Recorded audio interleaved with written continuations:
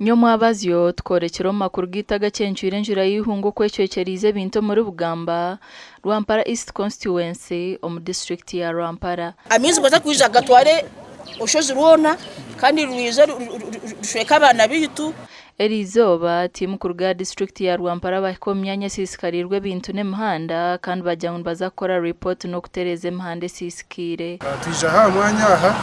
kandi twashanga ishomero rya Bugamba ugarutibirwa umuyaga amabati gona garagaho classroom blocks izakare nkuru kandi twarebana n'enguto izibrockingirwa amabare carvats zijura amabare ati mbere ni service ingaroni konkatu norebo rutocho kurwaba mwene tindu kumanya government cyera base kutuyamba baba banka basharamu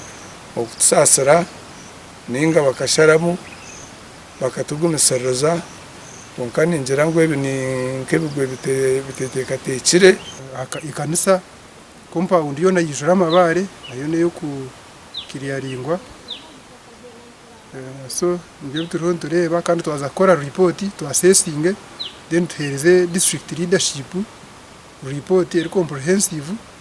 Abati bahana engineer wa district ya Rwampara yashabanya Rwampara kwejumbiro mukubyare mito mu nshozi n'egenderwa cyo kucendeze mitungeri kwije inamani. Twagezeho ko assessinga kandi twareba na muno ahasisikire uruguru hakahariye bibera kandi bibera bakabitemo. So amizi emiyaga ke kwija teine cyo kubreaking nishikane hatwara so muyaga nukahitinga munonga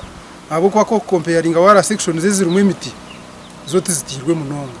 emyaka nkamushanje nyuma kikaba cyabireho konka bantati bakasimbe imiti no reba environment imiti